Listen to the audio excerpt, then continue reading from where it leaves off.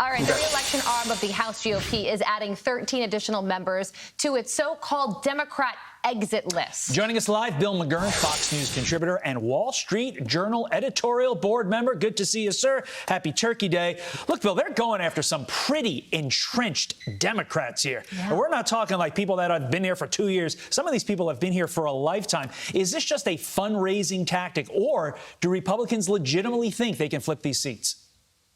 Look, it's both. Look at the last election, the last two elections. You know, in 2020, the Republicans did a lot better in that House vote than people thought. You know, Nancy Pelosi has a very, very slim majority, and they think they're going to do better. Really, if you're the Democrats, you're looking at two big issues coming at you: crime and inflation. And I think the Republicans are going to capitalize on it as best they can. Yeah, and there are 17 Democrats retiring in the House. The GOP just needs a net gain of 5 seats in 2022 to win back a majority there. The National Republican Congressional Committee, they just released an ad targeting Democrats over Thanksgiving. Watch this. Turkey, rolls, apple pie, gas. Democrats' reckless spending has made everything cost more. Tell Congressman Dan Kildee we can't afford this.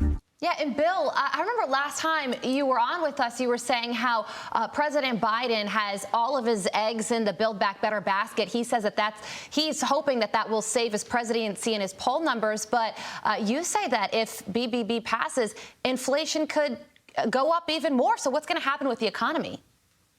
Yeah, that's my belief, that the spending is just going to fuel inflation more. Look, they're in a bad place on this because, as that ad features, it's not just Thanksgiving that people are paying more for a turkey or something. All these things people feel every day. My kids feel it when they fill up their gas tanks, right? If you have a Chevy Malibu, 15-gallon tank, it's an extra $20 now to fill up your gas tank. And I don't think the Biden administration has been encouraging. First, it sort of tried to deny it. Then it said it was a high-class problem. And now they're saying it's going to recede sometime later next year. They better hope so, because this is something every American notices, every American relates to.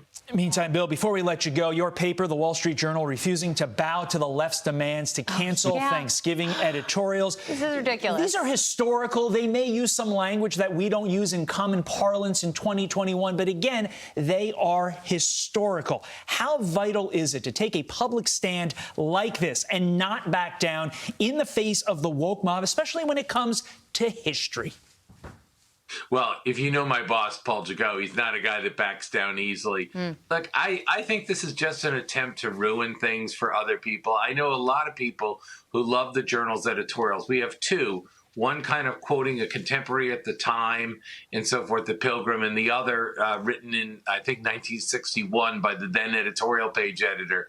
And a lot of people really love it. And, the politically correct police have come for it now because of some of the language in the Pilgrim's reminiscence of that day.